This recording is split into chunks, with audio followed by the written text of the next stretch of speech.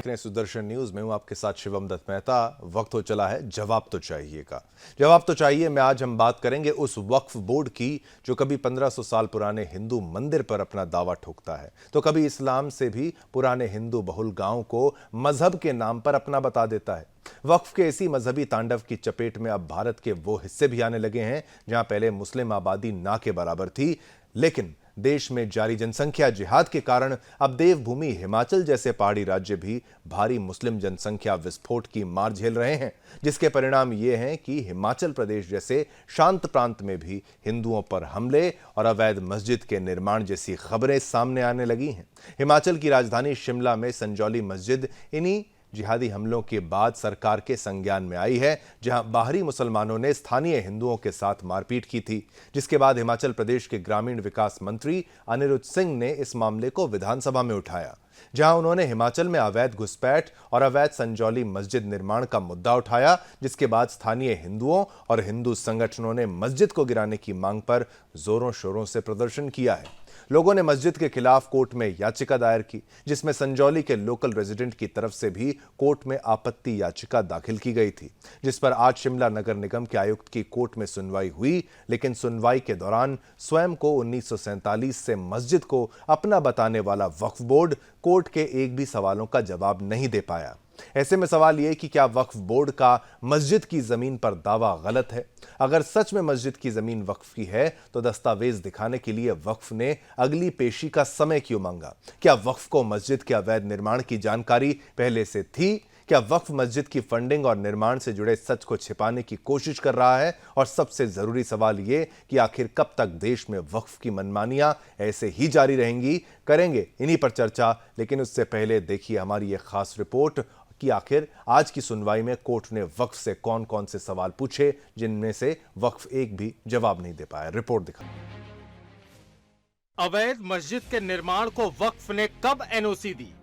वक्फ ने अवैध मस्जिद निर्माण में हस्तक्षेप क्यों नहीं किया?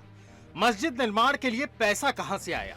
अनुमति के बिना 5 मंजिला मस्जिद कैसे बन गई? ये वो सवाल थे जो आज शिमला के संजौली में बने अवैध मस्जिद पर हुई सुनवाई के दौरान कोर्ट ने वक्फ बोर्ड से किए, जिन सवालों का जवाब न तो बोर्ड के पास था और न मस्जिद की कमेटी के पास। जिस मामले पर आज नगर निगम आयुक्त भूपेंद्र अत्री के कोर्ट में हुई सुनवाई के दौरान कोर्ट ने अवैध मस्जिद निर्माण के लिए फंडिंग को लेकर विशेष रूप से सवाल किया, जहां कोर्ट ने पूछा कि वक्फ के पास मस्जिद निर्माण के लिए फंडिंग कैश में आई थी या चेक में, जिस पर वक्फ के वकील ने इसका जवाब अगली पेशी में देने की बात कही। इसके साथ ही कोर्ट ने मस्जिद के निर्माण कमेटी में केवल एक ही व्यक्ति के अलावा कोई अन्य सदस्य न होने पर भी बोर्ड को फटकार लगाई, जिस पर कोर्ट ने कहा कि ये जानकारी होने के बावजूद कि मस्जिद निर्माण की अनुमति कमेटी की तरफ से नहीं दी गई है तो वक्फ बोर्ड ने निर्माण में हस्तक्षेप क्यों नहीं किया। वहीं दूसरी ओर सुनवाई के दौरान वक्फ बोर्ड इस बात का दावा करता रहा कि मस्जिद वाली जमीन वक्फ बोर्ड की है और ये मस्जिद 1947 से भी पहले से यहाँ बनी है, जिस पर कोर्ट ने कितना अवैध निर्माण हुआ है इसकी रिपोर्ट अब कनिष्ठ अभियंता को तैयार करने का आदेश दिया है। लेकिन बीते 14 साल से अधर में लटके संजौली अवैध मस्जिद मामले में हिंदुओं के प्रदर्शन, हिंदू नेताओं की मांगों और आज 45वीं पेशी के बाद भी कोर्ट किसी फैसले पर नहीं पहुंचा, जहां अब इस मामले पर अगली सुनवाई 5 अक्टूबर को होगी। Bureau report, Sudarshan news. चलिए, मुद्दा तो आपको हमने दिखाया है, रिपोर्ट भी दिखाई, इसमें प्रतिक्रियाएं क्या आई हैं वो आपको भी दिखाते हैं। 4 तस्वीरें, 4 बातें आपको सुनाते हैं, सुनिए। कंस्ट्रक्शन से रिलेटेड जो है वो अभी कोर्ट में सब जुडिस है, उसका तो अभी डिसीजन होगा, कोर्ट डिसाइड करेगी। आज कोर्ट ने ओनरशिप के बारे में पूछा तो हमने रिप्लाई और डॉक्यूमेंट्री एविडेंस से कोर्ट को बताया कि 1947 में जब वक्फ सर्वे हुआ था, वक्फ प्रॉपर्टीज़ का थ्रू इंडिया सर्वे हुआ था, तब से प्रॉपर्टी 1947 से लेकर के मस्जिद वक्फ बोर्ड की प्रॉपर्टी है। सर, जो हमारे पास जो रेवेन्यू रिकॉर्ड है उसके मुताबिक उस ज़मीन के जो मालिक है वो हिमाचल प्रदेश सरकार है और उसमें गैर मुमकिन मस्जिद एंटर्ड है, साथ में गैर मुमकिन गली, गैर मुमकिन रास्ता भी एंटर्ड है। गैर मुमकिन का मतलब होता है कि वो सरकारी प्रॉपर्टी है और जो मस्जिद है वो सरकारी प्रॉपर्टी पे बनाई गई है और वक्फ बोर्ड के पास उस मस्जिद को लेकर के, उसके मालिकाना हक को लेकर के कोई भी रिकॉर्ड नहीं है और ना ही वो आज कोर्ट में कोई ऐसा रिकॉर्ड पेश कर पाए। डिस्प्यूट इसमें ओनरशिप का कोई नहीं है, क्योंकि इसमें 1947 से पहली एंट्री या 40-41 1905 की जमाबंदी में भी मस्जिद है। इसमें 1907 की जमाबंदी यहाँ पर अभी मिलती है, अवेलेबल होती है हमारे हिमाचल शिमला में। तो 1907 की जमाबंदी में भी ये गैर मुमकिन मस्जिद लिखी गई है।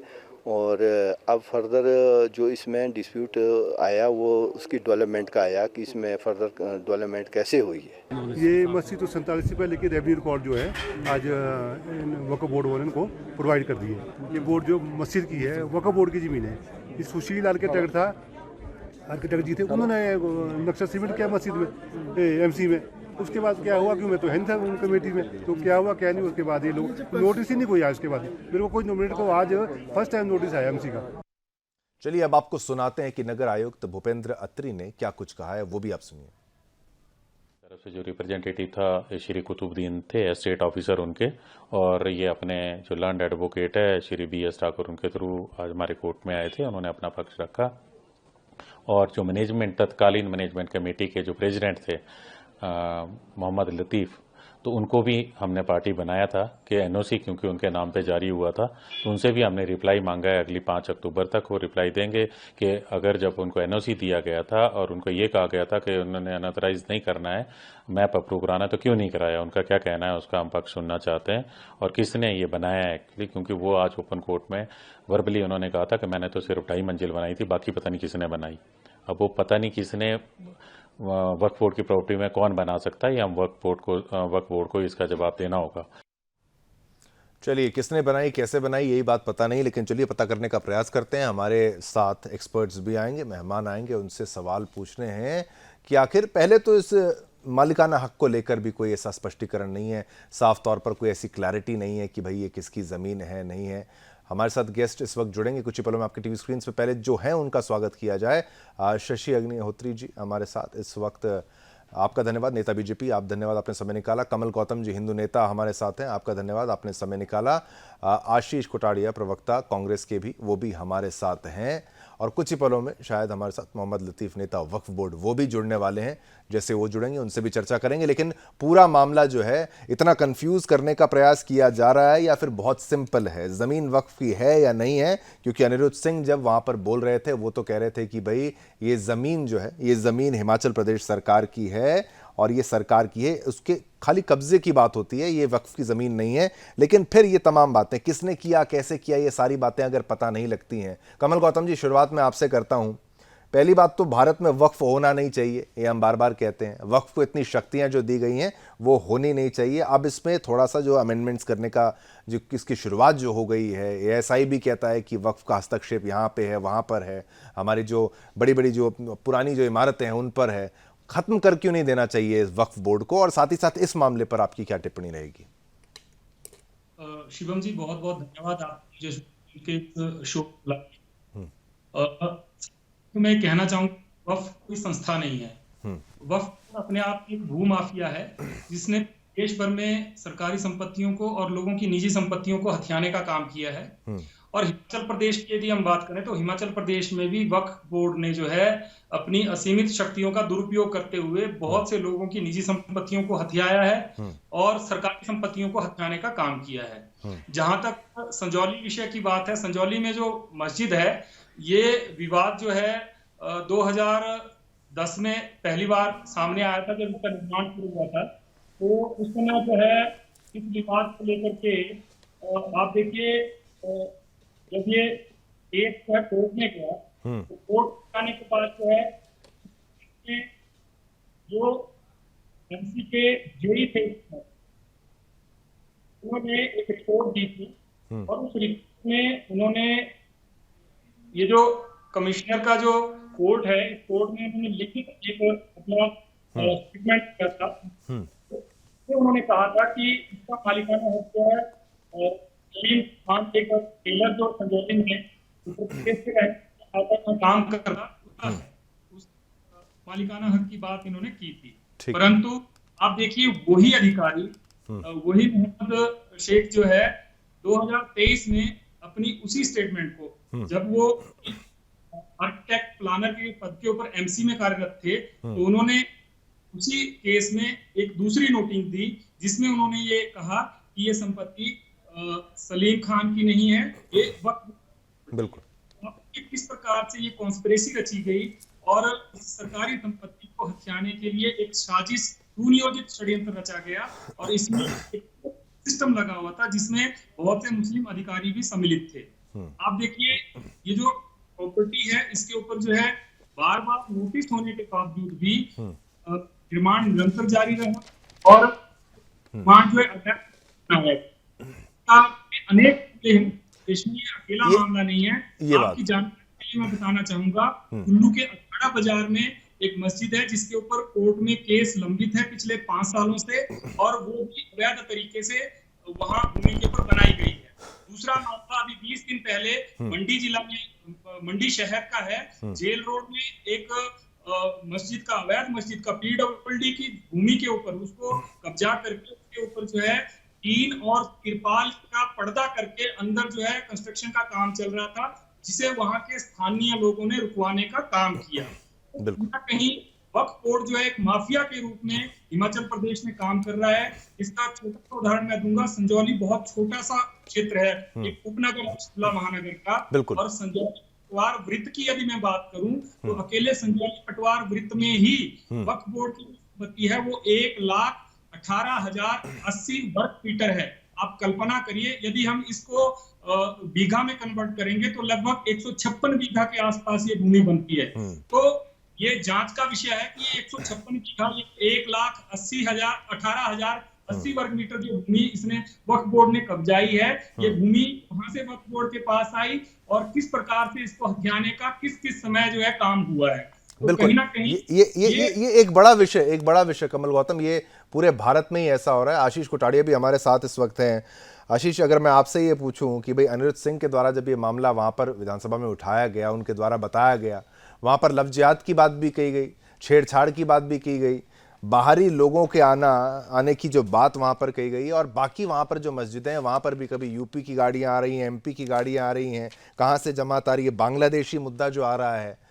लोग देखिए, ओवैसी कह सकता है कि भाई ये क्या भाजपा के नेता की तरफ से बात कही जा रही है, मोहब्बत की दुकान वाले चर्चा, वो भी शुरुआत इसकी हो गई थी।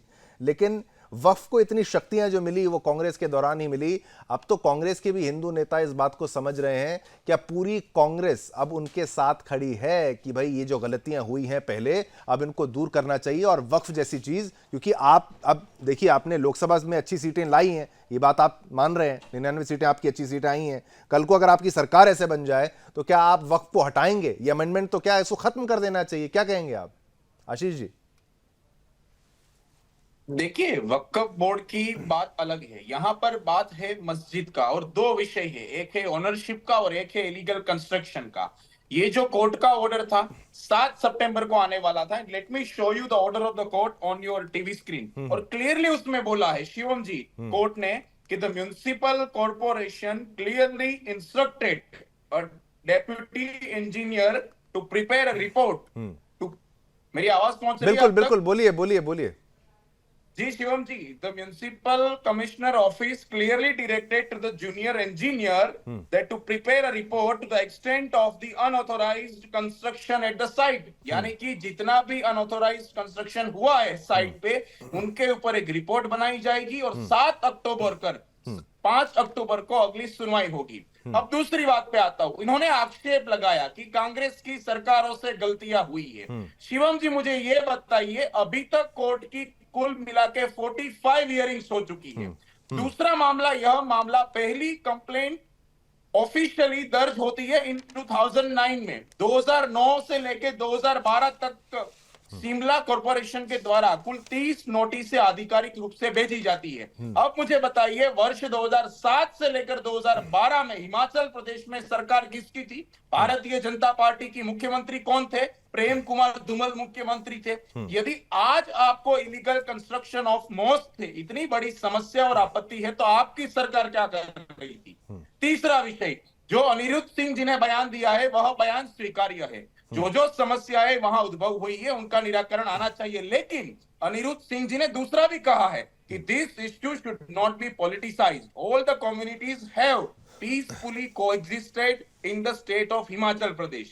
अब चौथी बात पर आता हूं, जब आपने इस मुद्दे को रखा कि मस्जिद के इलीगल कंस्ट्रक्शन को लेकर सबसे बड़ा सवाल है कि इसकी ओनरशिप का। प्रायर 1967 के यदि आप ऑफिशियल रिकॉर्ड देखेंगे कॉर्पोरेशन को, तो अकॉर्डिंग टू दैट इनकी प्रॉपर्टी सरकार की है, लेकिन वक्फ बोर्ड यह क्लेम कर रहा है कि यह प्रॉपर्टी हमारी है। अब यह मुद्दा सरकार वर्सेस वक्फ बोर्ड है। दूसरी इलीगल कंस्ट्रक्शन की बात है, और यह इस बात में कोई संदेह नहीं है कि सरकार और जो अनुमति प्रदान की गई थी वह अनुमति केवल एक फ्लोर कंस्ट्रक्ट करने की अनुमति प्रदान की गई थी। आज वहां पे 5 मंजिलें बनाई गई है, अर्थात कि 3 अतिरिक्त मंजिलों का अवैध रूप से निर्माण हुआ है, जो कि अस्वीकार्य है। तो मुख्यमंत्री जी ने प्रत्यक्ष तौर पर कहा है कि कानून अपना काम करेगा। म्युनिसिपल कॉर्पोरेशन की हियरिंग 5 अक्टूबर को है, कानून को अपना कार्य करने दीजिए। कानून को स्वयं के हाथ में लेने की आवश्यकता नहीं है। और मैं आपके टीवी चैनल के माध्यम से आधिकारिक रूप से कहता हूं कि मंदिर हो या मस्जिद हो, यदि इलीगल कंस्ट्रक्शन हुआ है तो उनके ऊपर कानूनी कार्रवाई होनी चाहिए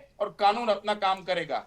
ठीक है, बिल्कुल आशीष जी, एक बात आपने बहुत अच्छी कही कि भाई वो सरकार की ज़मीन थी, ये बात भी, अब ये भी मुद्दा है, लेकिन उस पर जो वक्फ ने अपना दावा कह दिया कि भाई ये ज़मीन तो हमारी है, 47 से हमारी ज़मीन चली आ रही है, इस पर इतनी हेयरिंग्स हो गई, ये भी आप मान रहे हैं, हेयरिंग्स इतनी हो रही हैं, आगे जाके भी हेयरिंग ही होगी। तो अंत तो यही है ना कि भाई जो इलीगल कंस्ट्रक्शन है उसको तोड़ दिया जाए, और मुख्य मुद्दा ये भी तो है ही है ना कि भाई वक्फ की इतनी जो शक्तियां हैं, वक्फ इतना शक्तिशाली कैसे हो गया, ये भी तो आप समझिए। ये तो सरकारी जमीन पर कब्जा कर रहा है, कब्जा ही तो है ये, और इतनी ये आम आदमी की जमीन पर कब्जा कर देगा तो आम आदमी क्या ही कर लेगा। ये कल को वक्फ की शक्तियां तो आप जानते हैं ना आशीष जी, वक्फ का मैटर केवल वक्फ के सामने सुना जाएगा। ये शक्तियां तो, जी शिवम जी, अगर मैं गलत हूं तो आप मुझे सही करिए, शायद आपकी सरकार ने इतनी शक्तियां दी हैं उनको, वक्फ को। जी शिवम जी, यह बात आपकी, जो आपका पक्ष है वह स्वीकार्य है, किंतु यह मामला वर्तमान में सब जुडाइज मैटर है, तो कानून को अपना कार्य करने दीजिए। सरकार और वक्फ बोर्ड के मध्य जो गतिरोध उत्पन्न हुआ है उसका निराकरण कानून के माध्यम से आएगा।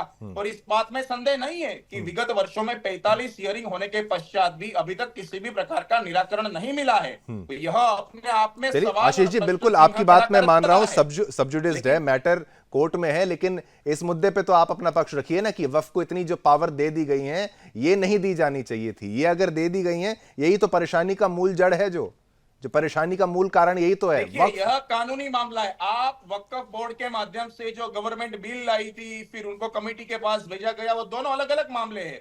बीजेपी की सरकार यदि पूरे देश के अल्पसंख्यक समुदायों की सुरक्षा करना हमारे बहुसंख्यक समुदायों की जिम्मेदारी है। सुरक्षा वक्फ की सुरक्षा से क्या लेना देना, वक्फ का और सुरक्षा से क्या लेना देना। हाँ, जमीन कब्जाना, इतनी जमीन होना, फिर उसकी सुरक्षा, फिर ये तो आप कैसे बोल सकते हैं इसको। कब्जा एक अलग चीज है, जो कब्जा कर रहा है उससे सुरक्षा है, उसकी सुरक्षा। यह आपका शब्द हो सकता है, अभी तक ऑफिशियली कोर्ट का ऑर्डर नहीं आया है कि यह इलीगली कब्जा किया हुआ। यदि कोर्ट ऐसा कहेगा, लेकिन आप थोड़ी देर पहले आपने कहा कि वो जमीन हिमाचल प्रदेश सरकार की थी, अब आप कह रहे हैं फिर वक्फ ने अपना क्लेम कर दिया, अब आप कह रहे हैं कोर्ट की तरफ से ऑर्डर नहीं आया। या तो मैं आपकी बात को मानूं ना मानूं, कोर्ट का वेट करता रहूं, 45 हियरिंग हो गई है, या 50 हियरिंग और हो जाएं, हम वेट करते रहें। देखिए, ये जो डिबेट्स होती हैं, इसमें हम चर्चा ही तो करते हैं, हम जानते हैं मैटर सारे कोर्ट में मैटर होते हैं, उन पे डिबेट्स होती है, लेकिन आप क्लैरिटी नहीं दे रहे ना। आप ये मान क्यों नहीं रहे कि वक्फ ने कब्जा कर लिया जमीन पर, हिमाचल प्रदेश सरकार की जमीन, आपकी सरकार की जमीन पर। जी मान रहे शिवम जी, दोनों पार्टियों के पास ऑफिशियल ऑर्डर है। हिमाचल प्रदेश की सरकार का कहना है कि, एक मिनट, हिमाचल प्रदेश की सरकार का कहना है कि प्रायर 1967 वो लेको जो लैंड है, according to the municipal commissioner के रिकॉर्ड के अनुसार वह सरकार की है। लेकिन वक्फ बोर्ड का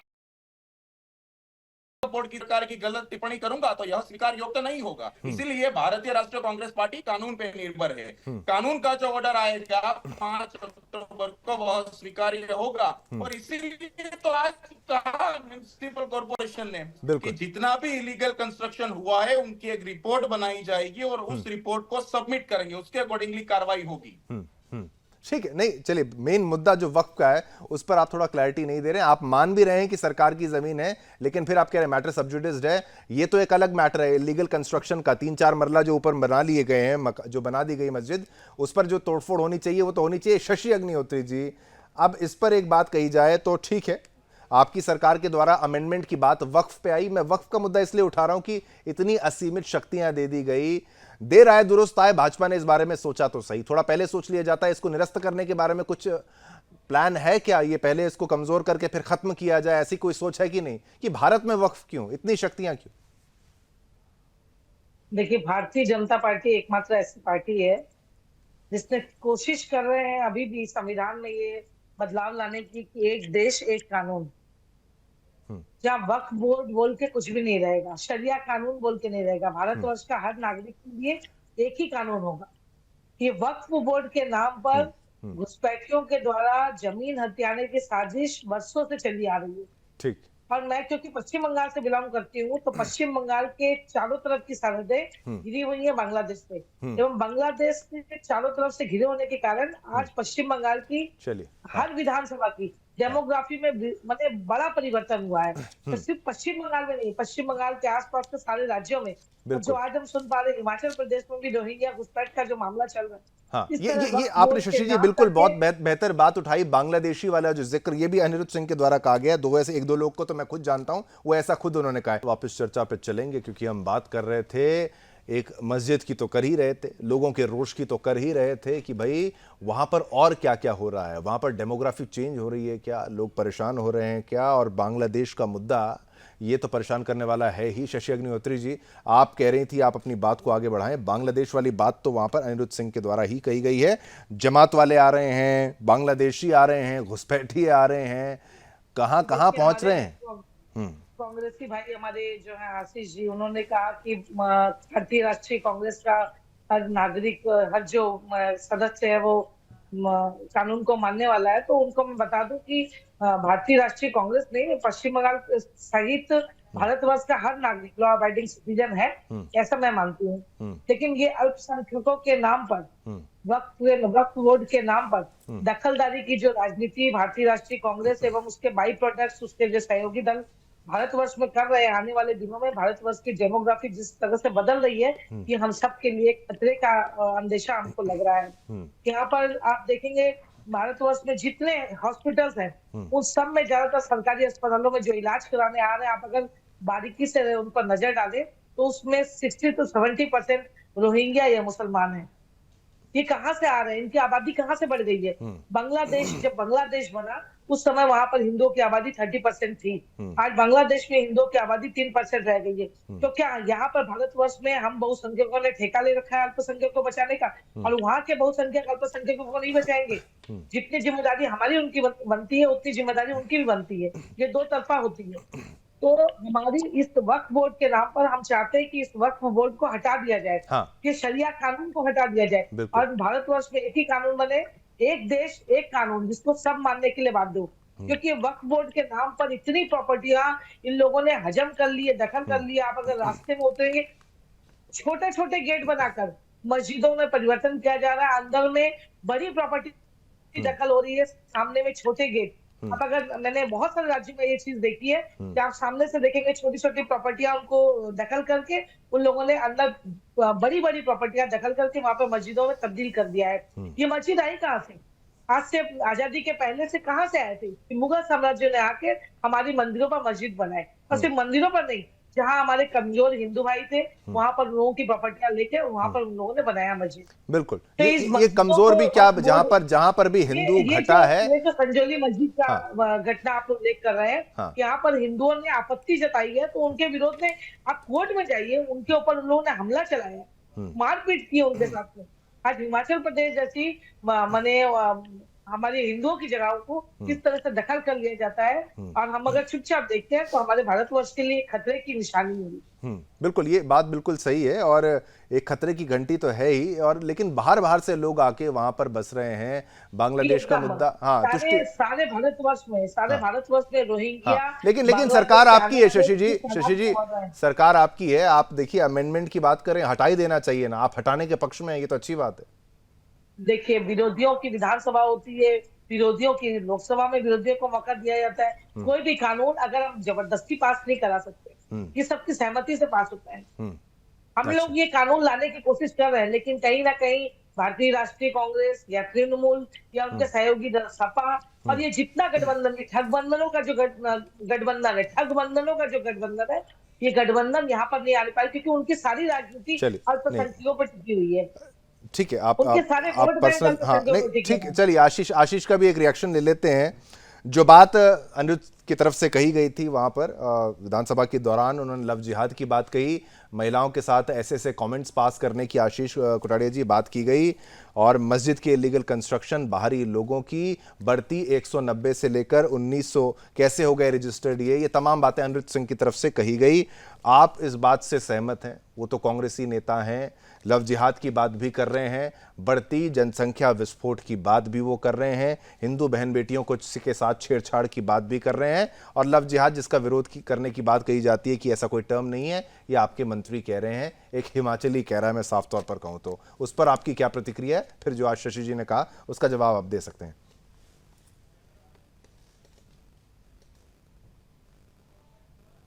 आशीष।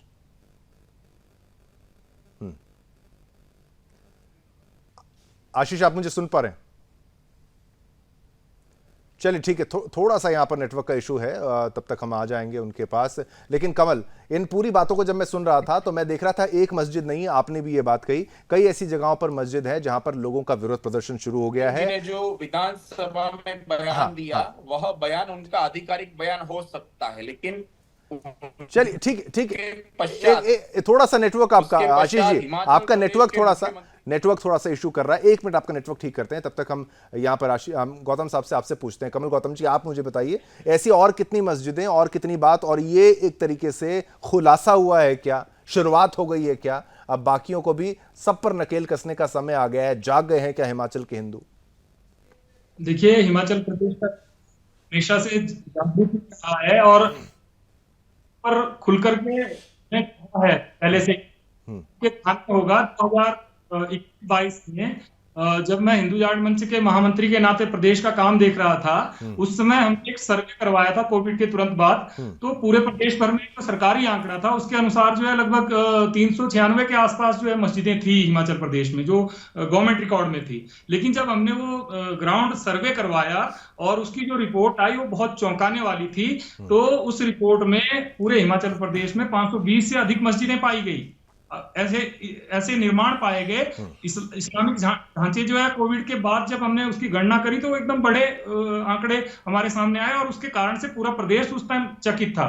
तो ये जो दिन प्रतिदिन कुकरमुत्ते की तरह ये निर्माण हो रहे हैं, ये कहीं ना कहीं यहाँ डेमोग्राफी बदलने के लिए, और सबसे हैरानी की बात ये है कि जहां हमारे यहाँ मुस्लिम जनसंख्या नगण्य है या मुस्लिम परिवार नहीं भी हैं, ऐसे भी बहुत से उदाहरण है हिमाचल प्रदेश में, वहां इन्होंने मस्जिदें तैयार कर दी हैं। जहां यहाँ का कोई स्थायी निवासी मुसलमान नहीं रहता है, वहां भी मस्जिदें बन रही हैं। तो कहीं ना कहीं ये खतरे की घंटी है। और हैरानी की बात यह है कि इन ढांचों में आकर कौन लोग रह रहे हैं, किन लोगों को शरण मिल रही है, वही बाहर से आने वाले रोहिंग्या, बांग्लादेशी और आपराधिक प्रवृत्ति के जो लोग हैं दूसरे राज्यों से आकर के यहाँ उनकी शरण स्थली बना हुआ है। तो ये बहुत चिंता का विषय है। हिमाचल प्रदेश सरकार के मंत्री ने सदन के पटल पर बड़े विस्तार से इन सारे विषयों को रखा है। और हिमाचल प्रदेश में इस प्रकार के षड्यंत्र जो है वो पिछले 10-15 सालों में बढ़े हैं। मैं आपकी जानकारी के लिए बता दूं, हिमाचल प्रदेश बहुत शांत प्रदेश है। यहाँ का मुसलमान जो बहुत सदियों से जो है हिंदू समाज के साथ मिलजुल करके जो यहाँ के स्थायी निवासियों रह रहे हैं, कभी ऐसी घटना नहीं हुई, कभी ऐसे लड़ाई झगड़े दंगे हिमाचल प्रदेश में नहीं हुए हैं। हिमाचल शांति प्रिय प्रदेश और हिंदू बहुल है। इसका कारण यही है कि यहाँ शांति बनी हुई है, क्योंकि हिंदू बहुल है। अगर कहीं हिमाचल प्रदेश मुस्लिम बहुल होता तो ये उल्टी स्थिति होनी थी। तो आप देखिए, आज यहाँ की डेमोग्राफी को बदलने के लिए एक सुनियोजित षड्यंत्र चल रहा है, और वक्फ बोर्ड जो एक माफिया की तरह हिमाचल प्रदेश में काम कर रहा है। और आप देखिए इनकी फंडिंग, ये मैं तो इस बात की भी मांग करता हूं कि सरकार को इन ढांचों की जो फंडिंग है ये बिल्कुल ये गौतम जी आपकी फंडिंग की बात जो है वो कोर्ट में भी जवाब नहीं दे पाए थे, और माफिया की बात भी बिल्कुल मैं कहूंगा सही है। कैसे आशीष, आपने इनकी बात सुनी, ये तो कह रहे हैं कि भाई हर कोई नहीं, लेकिन ये जो वक्फ जिस तरीके से काम कर रहा है और घुसपैठियों को बसा रहा है, ऐसी जगह पर प्रॉपर्टीज़ बनाना, मस्जिदें बना देना जहाँ पर नगण्य यानी कि शून्य के मात्र वहाँ पर मुसलमान है, वहाँ पर भी मस्जिदें बनाना, ये डेमोग्राफी चेंज अगर की जा रही है, फिर आप बीजेपी पर आरोप लगाते हैं कि भाई आप हिंदू मुसलमान करते हैं, फिर आप पर भी तुष्टीकरण का आरोप लग जाएगा कि अगर आप इनके समर्थन में आ जाएंगे। अनिरुद्ध की तरह अगर पूरी तमाम कांग्रेस पार्टी इस सत्य को देश के सामने रखे, ज़्यादा अच्छा ना हो? जो बातें मैंने आपसे पूछी थी थोड़ी देर पहले, वो लव जिहाद, छेड़छाड़। हिमाचल प्रदेश के मुख्यमंत्री जी का आधिकारिक बयान आया था अनिरुद्ध सिंह जी के बयान के पश्चात कि हिमाचल प्रदेश में कोई भी नागरिक कानून अपने हाथ में नहीं लेगा, हमारे लिए सभी धर्म एक समान है।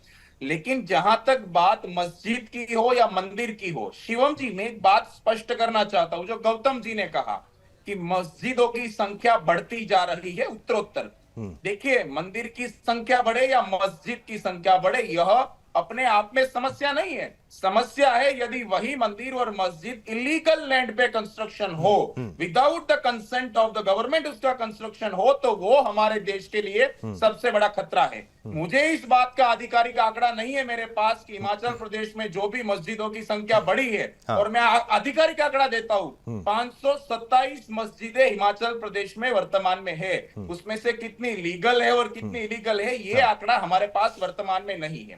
तीसरी बात पे आता हूं कि जो बात नेता बीजेपी ने कही कि एक देश एक संविधान, मैडम मैं आपको बताना चाहता हूं, हिंदुस्तान में एक ही देश है, एक ही संविधान है। आप इस बात की स्पष्टता कीजिए कि आप किसके बारे में बात कर रहे थे, पर्सनल लॉ की बात कर रहे थे या फिर देश के कॉन्स्टिट्यूशन की बात कर रहे थे? एक मिनट मैडम, हमने इसीलिए लोकसभा चुनाव में इस बात को प्राथमिकता दी थी कि संविधान खतरे में है, क्योंकि भाजपा का षड्यंत्र था संविधान को बदलना।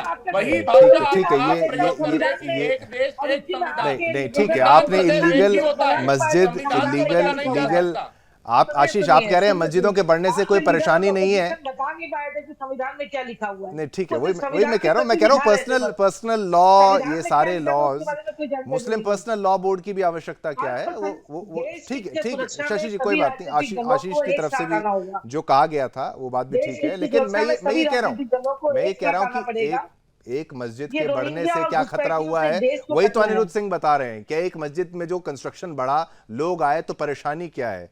मंदिर बढ़ भी जाएंगे तो इस तरीके की तस्वीरें और खबरें आपको समझ में नहीं आएंगी, सुनाई नहीं देंगी। कमल गौतम कुछ कहना चाहते हैं? ठीक है।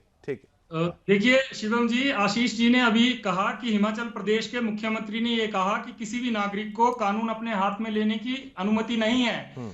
तो हिमाचल प्रदेश के नागरिक तो मुसलमान भी हैं और जो यहाँ के नागरिक हैं, तो कानून सबके लिए बराबर है। तो हिमाचल प्रदेश के मुख्यमंत्री ये भी बताएं कि फिर ये इलीगल मस्जिद कैसे बन गई और उसके ऊपर क्यों कार्रवाई कानून नहीं कर रहा है और क्यों लिपापोती करने का प्रयास किया जा रहा है। क्या कानून केवल हिंदुओं के लिए है? क्या कानून जो है जब हिंदू खड़ा होता है सड़क के ऊपर तब कानून की याद आती है इनको? इससे पहले कानून की याद नहीं आई इनको।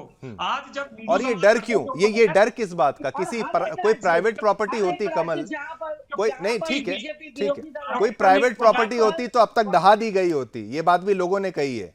कमल बोलिए। मैं कहना चाहूंगा ये जो मस्जिदें हैं ये आतंक के अड्डे हैं। इन मस्जिदों से आतंकी तैयार करके उनको जहरीली शिक्षा देकर के हिंदू समाज को डराने धमकाने का काम किया जा रहा है। तो कहीं ना कहीं इन आतंक के अड्डों के ऊपर नकेल लगनी चाहिए और इस प्रकार की घटिया राजनीति, ये हिंदू मुसलमान की राजनीति जो है माफी मांगनी पड़ेगी। मस्जिदें कदापि आतंक के अड्डे नहीं हो सकते। आप इस्लाम को इस तरीके से शर्मसार नहीं कर सकते। ये किस प्रकार का भाषा बोल रहे हैं? चलिए आशीष, मस्जिदों में, मदरसे में, मस्जिद में नोट छापने की मशीन, आशीष वो नहीं, ठीक है, ये व्यक्तिगत नहीं। आशीष मदरसे में नोट छापने की मशीन मिलना, आदिवासी महिला के साथ बलात्कार होना, ये सारी खबरें हैं जहां मस्जिद मदरसों का नाम आ रहा है। अड्डा तो है आरएसएस जो हम बात करते हैं। कहाँ से आरएसएस? देखिए आशीष एक मिनट, ठीक है आशीष, मदरसे में हाल ही में खबर आई है कि नोट छापे जा रहे हैं, मस्जिद मदरसे में है। क्या बोल रहे हैं, गलत क्या बोल दिया कमल ने, ये बताइए। गौतम जी एक मिनट, यदि किसी एक स्थान पर किसी प्रकार की कार्रवाई, समाज के हमारी बहन बेटियों के साथ जो बदतमीजी हो रही है, जो लोग इस प्रकार के काम कर रहे हैं, आप उनका पक्ष लेने का काम कर रहे हैं।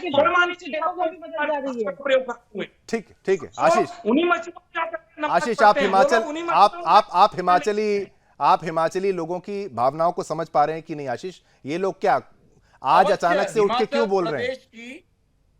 हिमाचली लोगों की भाषाओं को हम समझते हैं, लेकिन इस प्रकार का बयान देना कि सभी मस्जिद आतंक का अड्डा है। नहीं, मदरसे में नोट छप रहे हैं बाबा। दूसरी बात, मदरसे में नोट छप रहे हैं आशीष, मदरसे में नकली नोट छप रहे हैं। सुनना पड़ेगा शशि जी, 1 मिनट आपको सुनना पड़ेगा।